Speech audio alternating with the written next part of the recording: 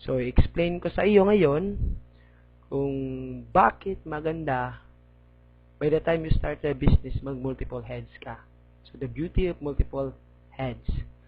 So, may mga options tayo how to start the business. So, first option is tinatawag namin na starter package, which is 1 head. Second option mo is entrepreneur business package, which is 3 heads. And third option mo is international builders package, which is 7 heads. So, ito yung common options by the time you started the business. So, pero I personally recommend na kung gusto mo talagang seryosohin yung business mo at gusto mo kumita ng malaki dito, so I recommend you start at 3 heads or 7 heads. So, bakit? So, ipapakita ko ngayon sa inyo kung ano yung mga advantage pag nag-multiple heads ka. So, siguro, by the time normally, yung mga distributors na na-explain na ng business, they started at starter package, which is 1 head. So, sa starter package, yung capital mo is 7,980. So, ito yung pinaka-capital mo sa business, and yung worth of products na balik sa'yo, 6,000. And then, meron kang isang scholarship certificate. So, yung sa genealogy mo, ito yung makikita mo. So, 1 account, meron kang left, meron kang right. So, ipagpalagay na lang natin sa 1 account, maximum na pwede mong malagay or minimum na pwede mong malagay by the time you started your network is 2 tao. So, what if 8 tao yung napajoin mo?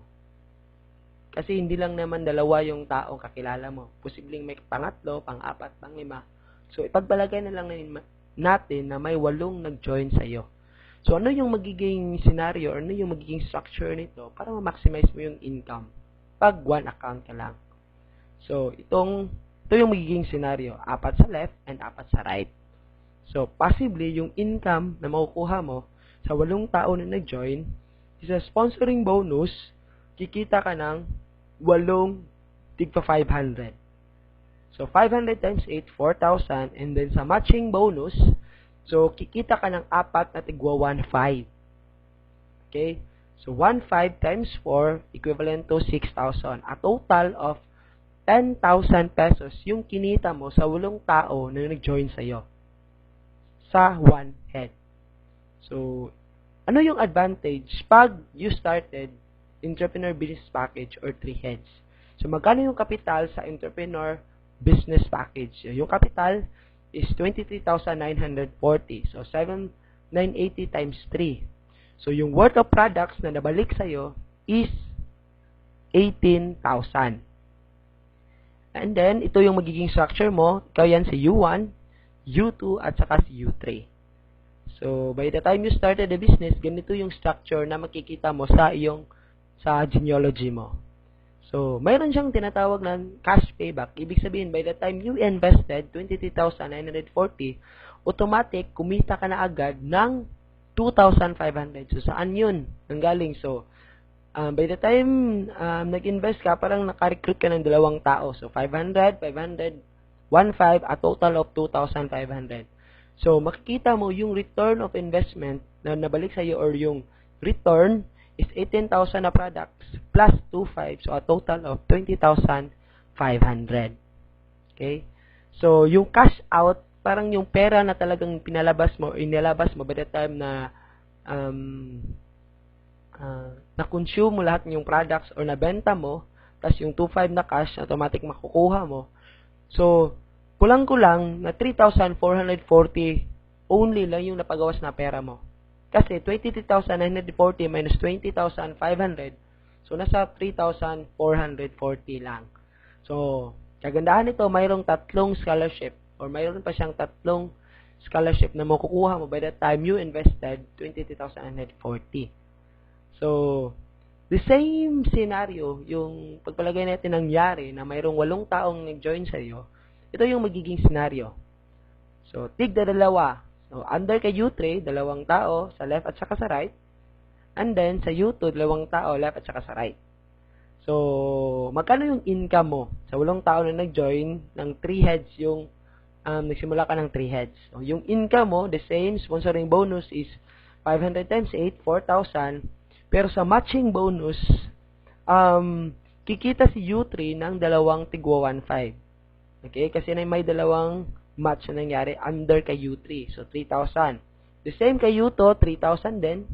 And then kay U1, mayroong 4 na match. Kasi 4 sa left and 4 sa right. So, total of 6,000. So, kulang-kulang magkano lahat yung kinita mo by the time yung 8 tao nag-join sa'yo. So, a total of 16,000 pesos. Okay? So, yan yung kinita mo by the time yung 8 tao nag-join sa'yo, nagsimula ka entrepreneur business package.